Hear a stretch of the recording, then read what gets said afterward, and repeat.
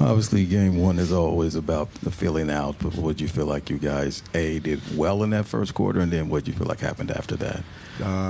First, give my praises to God. I think in the beginning we did a good job of just sustaining their punch. They came out aggressive. We knew that. And I think the biggest thing is that we knew they didn't play their best game. I think I've said that over the last few days. Like, this is probably their best game that we've seen them, so respectfully so.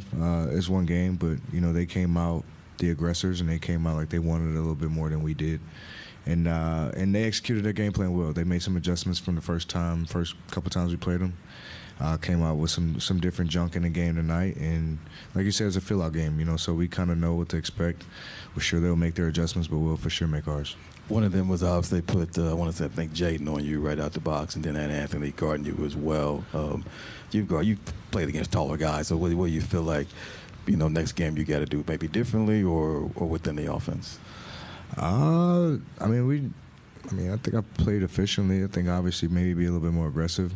Okay. But I think we were more or less matchup hunting tonight and just trying to take advantage of them hiding guys. And I think they actually went bigger and put Cat and Nas on KD, and Ant was guarding me to start the game, and it wasn't Conley. So they were trying to avoid the small mismatches with Conley as much as possible, and just keep size on size, or just bigger defenders on us three. And they did a good job of doing that. But we have to be a lot better. I think in the first half we were really good. First quarter anyway, we were really good at moving bodies and moving the ball. And even I think in the beginning of the third, like just getting stops, getting out in transition, really got us back in the game. The only other thing I had on that, just to follow that up, you look at just because you three all can get a bucket, then sometimes, okay, let's give them the ball and go do that, but then the ball stops, ball pauses up. What's the balance in that of finding the movement, but yet allowing you three to each get those opportunities? We have to find it, and I think it's not a bad thing because everybody is trying to control. Everybody wants to win. Everybody's trying to make a play, and so. You don't look at it in a negative lens, but it's like you said, it's kind of like, okay, what's the balance? We have to be better at just understanding their matchups. They did a really good job of switching between zone and going to man, and we were kind of confused at times. So we have to be better, just making sure we're more locked in. We have our quick hitters and our plays that we need to get to, and I think our adjustments will be made there. But for the most part, I think they were just the aggressors. That was probably the biggest difference in the game. Their physicality, their aggressiveness on the defensive end, and then even offensively, just attacking the basket, offensive rebounds. And then obviously they shot the ball well too, everybody. Brad, with the fouling specifically in the second quarter, Frank mentioned that, just like slowing the pace down. That's what prevents you guys from running, right, and playing off misses. That's what kind of dug our hole. We kept fouling, putting them on the free throw line, which slows the game down, and then allows their bigs to get set. Allows Rudy to sit up, camp up in the paint, and allows Cat to get set, and all these guys. Instead of us getting in transition, limiting them to one shot and making them run. So. That's something we'll be more cognizant of, and something I'm sure we'll push the narrative on and push the envelope on over these next 48 hours. You guys did really well matching their physicality early, but you've played in these types of physical battles before. What's the balance between figuring out the fouling and what physicality you can get through? I'm always on the spectrum of being overly aggressive. Force the referees to kind of dictate how the game will be called and how much physicality they'll allow.